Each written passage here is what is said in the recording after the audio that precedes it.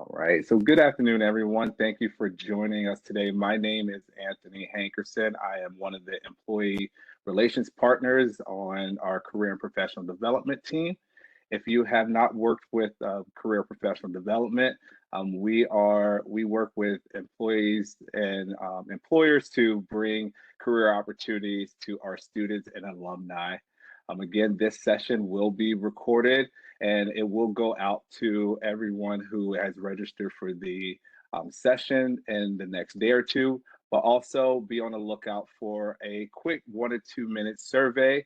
If you could provide your feedback, that would be great for us to bring more presentations like this to our students and alumni in the future. Without further ado, I will pass it off to Monique. Thank you very much. And good afternoon, good morning to everyone. Not sure where everyone resides, but my name is Monique McCrary, and I represent FEMA Civil Rights Cadre. And today I'm going to give you some background on FEMA, the Civil Rights Cadre, and our open reservist positions. For anyone that is in need, I am a Black female with medium length Black locks, wearing a navy blue polo collared shirt. On to get started. So the FEMA Civil Rights Cadre is within the Office of Civil Rights. We recently had a name change.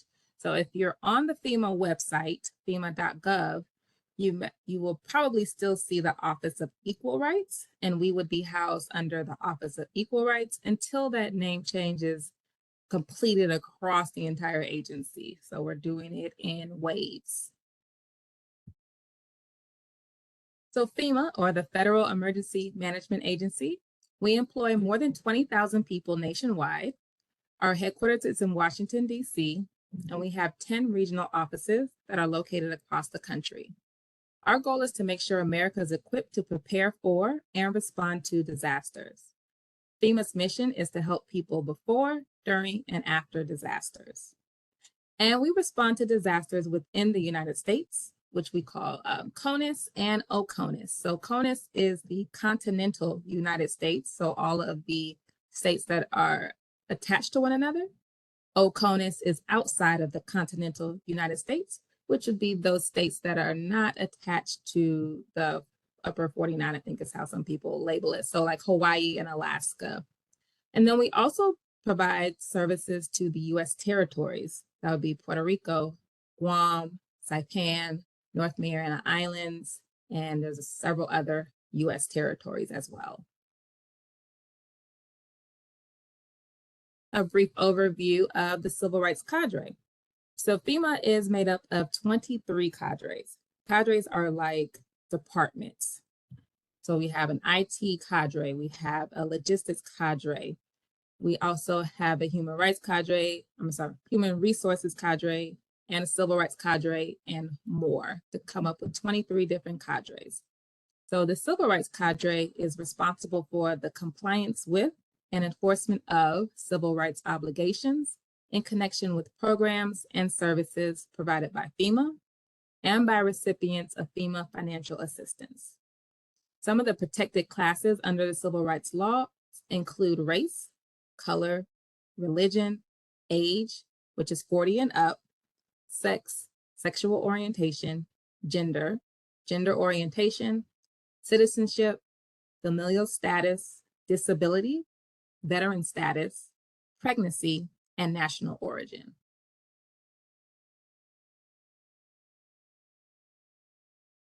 So currently, the Civil Rights Cadre has an ongoing recruitment strategy for onboarding reservists. So we do have what we call more of our permanent full-time type of positions are called core appointments. And all of those core positions, you will only find those advertised on usajobs.gov. However, we are always recruiting and hiring for our reservist positions. And the reservists are the backbone of FEMA's disaster response or recovery efforts. So what does a reservist mean? A reservist means that you're an on-call intermediate employee. So you work on an as-needed basis. You are not full-time, you are not continuous, and your appointments are for up to 2 years, which can be continually renewed. For example, I've been a reservist with FEMA since 2017. So every 2 years, because I've performed well and there's still a need for my position within FEMA, I've been renewed. And reservists, we are deployed to a disaster when there's a need for your position. Deployment opportunities and length of deployments are not guaranteed and may be unpredictable. A reservist should be prepared to deploy within 24 to 48 hours of notice and be prepared to be deployed a minimum of 30 days if deployed CONUS, or a minimum of 45 days if deployed OCONUS. And that's to accompany the travel time that's needed to travel OCONUS generally, especially for those U.S. territories that can take about a day to get to sometimes with all the transfers. So the majority of deployments are a minimum of 30 days or 45 days, and the maximum for every single deployment is 50 weeks. No one can be deployed to one specific disaster location for longer than 50 weeks unless they are supporting the disaster remotely from their residence on record. The reason for this is for tax purposes. If you are located physically in another area besides your home base or your residence of record for more than 50 weeks, then you're liable to be taxed for living in that new area, that new state, that new city, whatever the case may be. Generally, it's another state that you live in that you can be taxed. So now you'll be taxed double. And we don't want to get anyone put into that situation. So we have a maximum of 50 weeks. Reservists are allowed up to 3 deployment declinations per calendar year. So you're able to control your schedule for the most part and have that work-life balance that most people are striving for nowadays. And as of a couple years ago, couple being maybe 2 to 3 years ago, reservists now have protection under USERRA, specifically with the CREW Act. And that allows the same employment protections as military professionals have. So if you get a deployment request from FEMA and you hold employment outside of FEMA, your employer outside of FEMA has to hold your position until you complete your deployment, and then you come back to your position as if you had never left. They cannot start you at a lower pay rate or a lower position or anything. You pick up exactly where you left off on, and you continue to work there until you're deployed again. So that's a nice also luxury that we have for reservists. So you're not concerned necessarily about where your next check is going to come from when you're not deployed. You can hold employment outside of your reservist role. Also, you can be eligible to apply for unemployment insurance if that's the route that you decide to take as well when you are not deployed. Some of the benefits of being a reservist with FEMA is you are eligible for health insurance. You can get medical, dental, and vision. You get paid holidays when you're in deployment status. You get paid, you start to earn and accumulate sick leave or paid sick leave. You get biweekly direct deposit. You have a flexible work schedule. Again, you can decline up to 3 deployments per calendar year. So if you are alerted for a deployment opportunity and you realize, oh no, I can't go, or I don't want to go for whatever reason, you can decline it. We also have a system in place where you can put in what we call PANA, P-A-N-A, or pre-approved non-availability. So let's say it's January, and I already know in June I'm going to be out for 2 weeks because I have a cruise plan. I can go ahead and block off that time in June in our deployment tracking system, or DTS, and ask for PANA, or pre-approved non-availability. So that way I won't get any deployment requests during that time frame, and I won't have to use up any of my declinations. So I can use those 3 declinations for something else or not use them at all. You also will be eligible for annual merit-based increases based off your performance.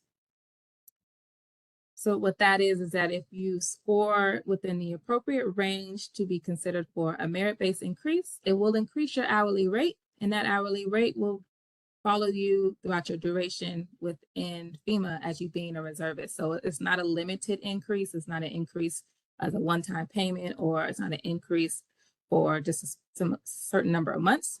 Let's say you were getting paid $5 an hour, and then you get an increase of $2, so then you'll be getting paid $7 an hour for the duration of your lifespan of being a reservist, or until you get another merit increase or promotion or things like that. Again, it affords you some more work-life balance than some traditional employers offer you with being a reservist. We offer training, career development. You get that USERA and that Crew Act protection. You get free TSA pre-check, and you get to keep it for your lifetime and use it for your own personal travels.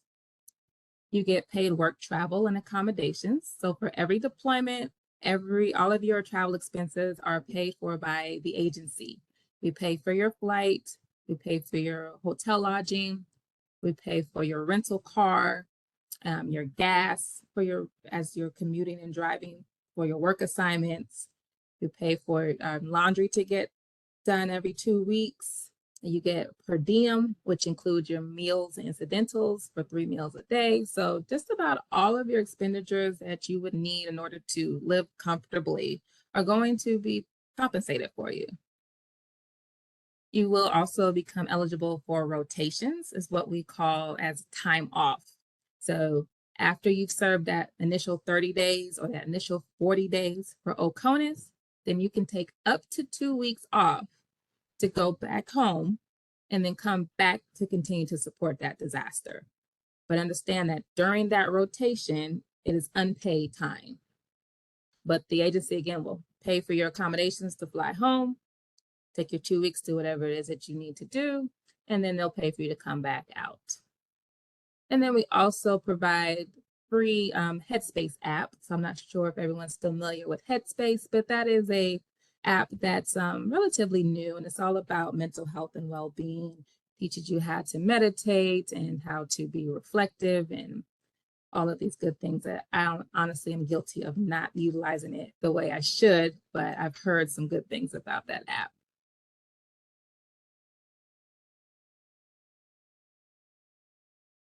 So now for our open reservist positions, we have the Civil Rights Specialist. This position is considered more of an entry-level position within our cadre. So this position does not have any supervisory functions.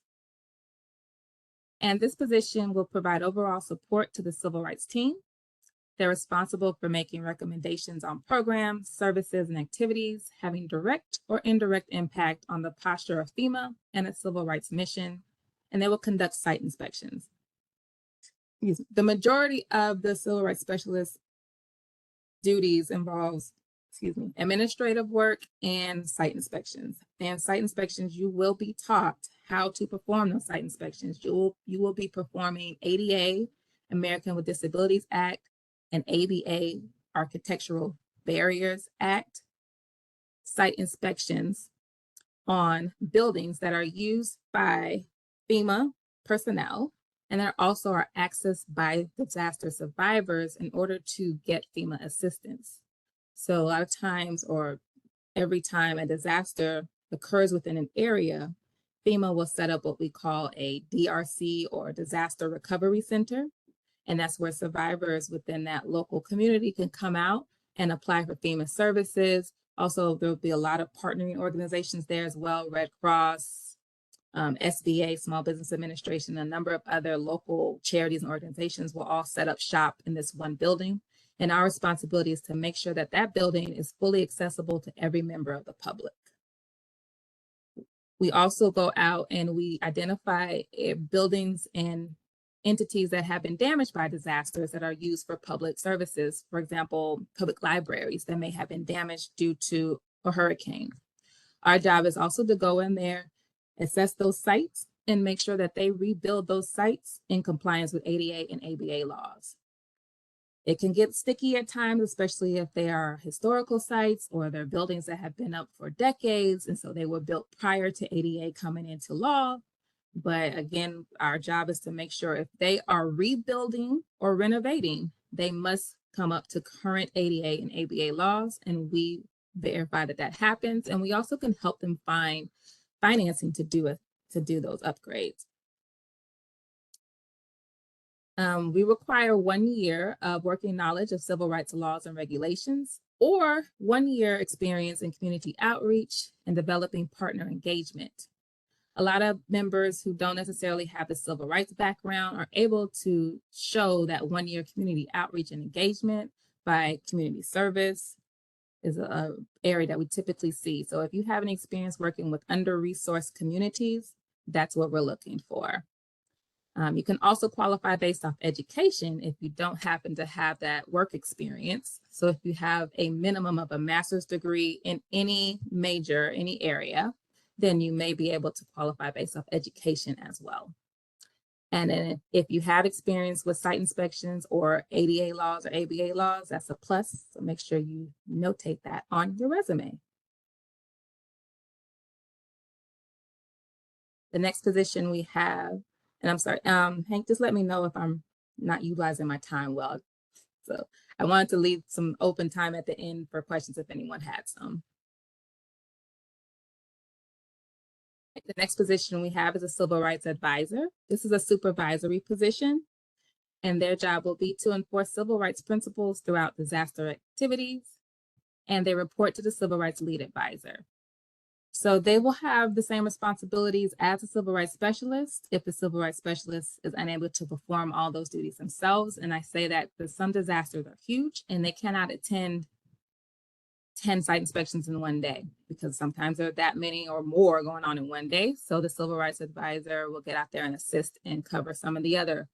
Civil rights advisor also makes sure every other program area within FEMA is treating every applicant with equitable treatment. And they're making sure that every community is aware that FEMA is in town and that they can apply for services. So there are many communities that often get overlooked because they don't have access to internet. So they're not aware of the advertisements that FEMA is putting out there, or they don't have access to public transportation to get to a DRC, a disaster recovery center, or as an elderly community, so they don't have the transportation, or they don't, or there's just disabled communities or disabled individuals or communities that speak another language that's not English. So they weren't given the resources in a language that they were able to comprehend. That is our responsibility to identify those communities and to bridge that gap. So if we have to print things in other languages, if we have to get a spoken word interpreter, we had to get a sign language interpreter, whatever the case may be, that is what we organize and make sure that every single survivor that is impacted by a disaster has fair and equitable access to apply for FEMA assistance. So for the advisor position, we ask for 3 years of working knowledge of civil rights laws and regulations, experience with community outreach and developing partner engagement, and technical and analytical writing experience, which is basically meaning that you can utilize Microsoft Office, Word, Excel, PowerPoint, Adobe, things like that. This one does not have an ability to qualify based off education because it is a supervisory position. And the last reservist position we have is a sign language interpreter position. And this position will provide interpreting and transliterating services between spoken English and sign language, and also Spanish. We have a large community, especially that we do ongoing support for Puerto Rico and Texas and Florida and other areas that have a large Spanish-speaking population. So we look for trilingual interpreters for those communities. And we ask for some level of certification or licensure within the interpreting field. So that can be RID certification, NAD, which is outdated, but some people still hold that, or an equivalent state certification or licensure like a BEI or EIPA or QA, or whatever your state might offer. And also ask for experience as a sign language interpreter within a fast-paced, highly complex environment. So examples can be within government, executive level, or high-level academic environment. So on this screen, I have the email address for the recruitment department. So I am the lead of recruitment and hiring. So myself and my support staff of one, we're the ones who manage this mailbox. And so if you have any questions, feel free to send any of your questions to that mailbox and we respond to them in a timely manner. Also, feel free to send your resume over. If you're concerned about the format of your resume, because that's a big thing with applying for federal positions, let us know that. And we have some tips that we can email you to help you format your resume appropriately in order to apply for a federal position. I'm going to leave this up for a few minutes and then I'll stop sharing. But in the meantime, I would love to address any questions if anyone has any today. Are we set up for Q&A? Yes, so thank you for your great presentation, Monique. I am going to unmute the chat. So if you have any questions, you can come off mute. I do see we have one question already in the chat. How far in advance do you need to request PANA? Okay, so give me just one moment. My apologies.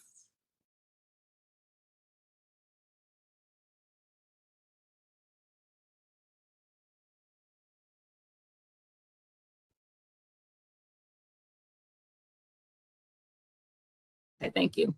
PANA has to be requested at least 2 weeks in advance, and don't quote me on that, but I think it's about 2 weeks in advance. However, I will tell you that DTS or our deployment tracking system will not let you input a date frame that is not allowed. So if you're requesting it too far in advance, there is such a thing, it will not let you input that date and it will tell you you need to request that date starting on such and such a date. But I believe it's around 2 weeks in advance is the minimum time you can request PANA. Okay, thank you. I did have a question that came through email from someone who could not attend today. Are you able to do multiple tours with FEMA? Go on multiple tours with them? Absolutely. So I'm assuming with tours, they mean deployments. Deployments, yeah. Yes. Yeah, no worries. And I know we get mixed up with the military all the time and we use a lot of military terminology. But yeah, so you cannot, I was about to misspeak. Most of the time you cannot do them simultaneously. However, there are opportunities sometimes to do them simultaneously to support one remotely while you are physically at another, or to support multiple remotely. But when one ends, you become available, what we say in DTS, and then you are able to be deployed to another disaster. Now, do you have to be deployed outside of your local radius where you're home, or if there was a disaster that was local, could you still work that as well? That's a great question. You can be deployed within your local radius. Some people don't like to, some people love to. So the caveat is if you are deployed within 50 miles of your home, then you will not get all the perks of a rental car and a hotel and your meals, paper, and all those things that you would get if you are deployed outside of 50 miles, and you will get those things. Well, that's great to know. I know I live in Florida, so that would be one of the things that I would look forward to that. And now, if you were to sign an agreement with FEMA, how soon would you be expected to take on your first deployment? So we are the federal government, and we move at federal government's pace.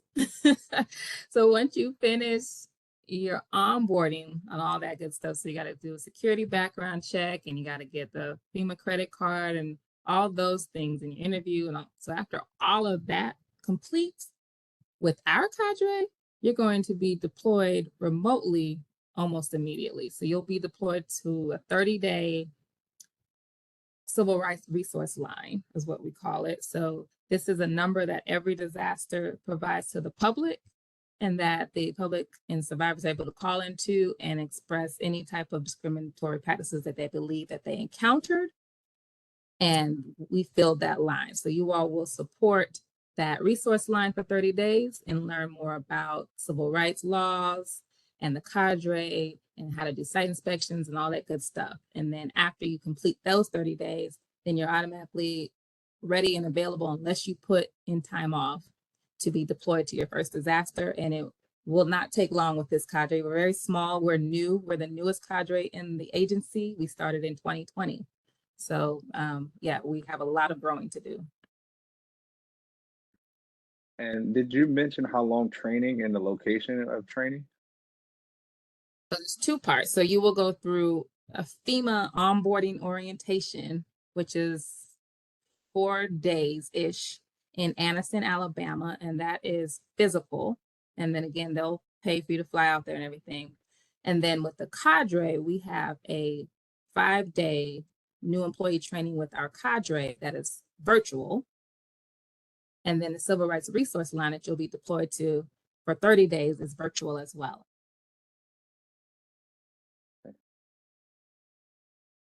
Now, could you give me any benefits or what are the best parts of working with FEMA or becoming a reservist? It's very subjective for the individual, but for me personally, I've always been a person who wanted to work in a route of service. And I know a lot of people say they like to serve others, but there aren't a lot of jobs where you feel like you have that direct access of serving a person. It's kind of like you're serving through by way of your organization. And I feel like very much me independently, directly have a positive impact on these survivors. You go and you interact with these survivors, you speak with them, you get to know them, you get to know their needs, and you find out what they need, and you bridge those gaps for them. And to see them struggling in the beginning and have a little bit of a burden taken off of them, you're not going to relieve everything that they're going through. I could not imagine experiencing some of the things that some of these individuals experience, but being able to relieve some of that, any of that, is so rewarding and filling that you actually get to see the difference that your job makes on a regular basis. Now, it's not all peaches and cream. It's a struggle to get people to understand that everyone should have the same rights and access as everybody else. And when a company says, well, why do I have to spend $5,000 for a ramp when there's only one person that has a wheelchair? Those are the type of things people say. And you have to get them to understand and commit to doing it regardless of how much it's going to cost them or inconvenience them at the moment. Another perk is I love to travel. I'm a military brat. So being able to travel on the company's dime, and also get points, like I earn hotel points, I earn rental car points that I can use on my own personal travel. I mean, it's a pretty nice thing. So it really depends on what the person likes. Some people don't like to travel much. Some people will go out for their 30 days and then they're like, I'm done, I'm going home. And then they'll come back out 6 months later when they're ready to go back out. So it depends on your personal life and what you like. But again, I love that flexibility too of being a reservist. If you can kind of decide when and how much you want to go out and stay out. Some people love to stay out and will stay out every 50 weeks for every deployment if they can. So. Do we have any other questions in the chat? Anyone want to come off mute? Just go ahead and raise your hand if we have any other.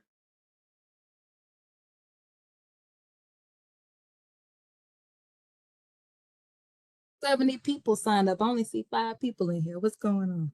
I'm not sure. I think a lot of them are waiting for the recording that comes out, but we'll definitely share those. I know I got a couple that's where the questions are coming from, people telling me that they weren't able to attend. So I wanted to make sure that we got those answered and be able to connect them with you. Thank you, Huang Nguyen. If I mispronounce your name, I apologize. Thank you, Hong. And this is my last question. As far as working as a reservist, is there any other opportunities to kind of transition into any other roles with FEMA, or do you work closely with other cadres on a working basis? Yeah, I love that you asked that question. So yes, absolutely. Just even with my story, again, I started off with FEMA in 2017 as a reservist. I'm a reservist now, but I'm actually was just offered a core position an IC core. So there's different types of cores, and that's a whole nother topic for another whole nother day, but an IC core position, and I'll be starting that soon. But I've worked at 3 different cadres within FEMA, and I have always pretty much progressed. So I came in as a sign language interpreter with the agency, and then that was with the Office of Disability Integration and Coordination. They kind of phased the interpreters out of that cadre, but they made sure that everyone had somewhere else to go. So they look out for you. And so they put us all into external affairs cadre to then interpret for external media and PSAs and things of that nature. Sometimes I think of the sign, but not the word. PSAs, public service announcements, and things of that nature. So I started doing that. And then they decided to phase out the interpreters again. And so they gave us a new position, being basically media relations specialist and project management specialist. And then I did that and realized that's not what I wanted to do, but I appreciate the opportunity to stay employed until, I figure something else out. So then I saw the opportunity within the civil rights cadre, which is pretty much in line with what I had already been doing of working with certain underserved communities. And also because there are interpreters within this cadre. So I came over to civil rights cadre as a civil rights advisor. And then being with the civil rights cadre as civil rights advisor, having interpreting background, having media training as well, they was like, Monique, you're pretty good at talking to people. Go ahead and start recruiting people. So then I became the recruitment lead. So there's absolutely opportunities to move around within FEMA as an agency as a whole to different cadres and to move into different position types. So if you're interested in a core or reservist, you can move around, and also you can go the other way. You can go from a core to a reservist, which many people do, especially after retirement. We have a lot of people who are retired that are reservists because of the flexibility, again, of not having to work as often and getting to just kind of travel. Great. All right. I don't see any more questions, but I wanted to thank you so much, Monique, for sharing with us everything about FEMA civil rights and the opportunities that you guys provide. Again, this session is recorded, so I will be sending it out to all our students. But if you have any questions, please reach out to Monique. Her information is on the video. And thank you again. Thank you all. Have a good day, everyone. Bye-bye. Bye.